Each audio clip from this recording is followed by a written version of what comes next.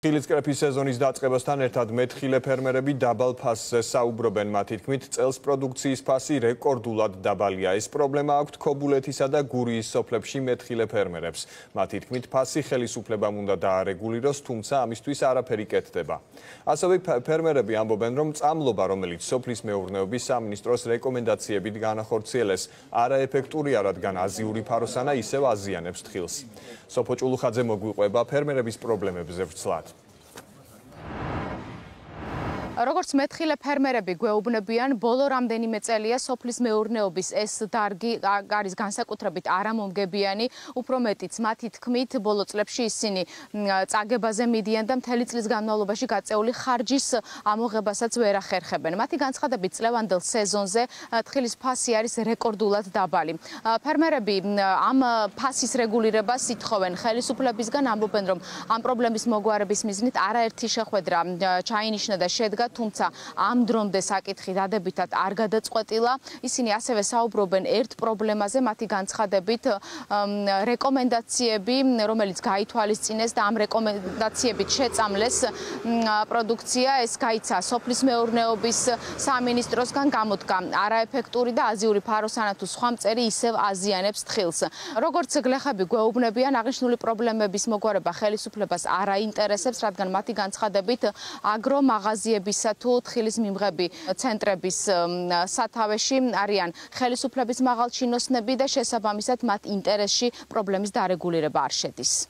აი ფაროსანას უყუსებრი ხოჭო. ის რა თქმა უნდა აფუჭებს ამას, მაგრამ ფასი 2 და 2.5, აი ერთი კვირის უკან ჰქონდა ჩვენ შეხვედრა იმასთან სოფლის მეურნეობის წარმომადგენელთან, ჩვენ მაგას განვიხილავ პირიქით, ქვევის წამოვიდა ფასი. არავის არ ჭირდება შენი თხილი.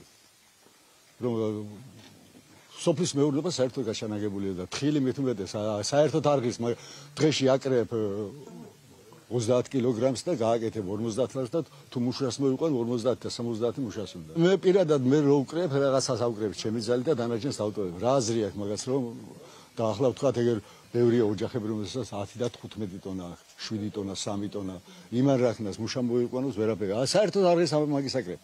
ამის გაშენება, რომელიც მე წლებია 50-60 წელიწადია, აი მამა ჩემიდან დაწყებული, მეურგი სულა ეს თხილები და ეხლა ისეთ იმაზე ვარ მისული 3 წელია ბოლო არაფერი მოგება არ მინახავს და წმინდა უგონდ იმისთვის რომ მეცოდება ამდენი ნაშრომი, ამდენი წლების და შეიძლება ხვალ კარგად იყოს, არაფერი წიმსულ არ არის. ეხლა აი დაყრილია თხილი. უბრალოდ რა არ ვიცი, 2.5-შიც ვერ უნდა გავყიდო, მუშის ფულს შეიძლება, აი მუშის ფული გავაკეთო და დამთავრებულია. პრაქტიკულად აღარც მიღირს. თუ ესე მანდარინით წავიდა და სოფელში აქ რა გაგვიდა საერთოდ. როგორც ცნობილია, გურიასა და აჭარაში უმეტეს სოფლებში თხილის მოყვანა და შემდეგ უკვე რეალიზაცია არის ადამიანებისთვის თავის რჩენის ერთადერთი წყარო, თუმცა როგორც მეთხილე ფერმერები გვიყვებიან, ბევრმა საერთოდ გაჩეხა თხილის ბაღები და ვარაუდობენ, რომ თავადაც ასე მოიქცევიან.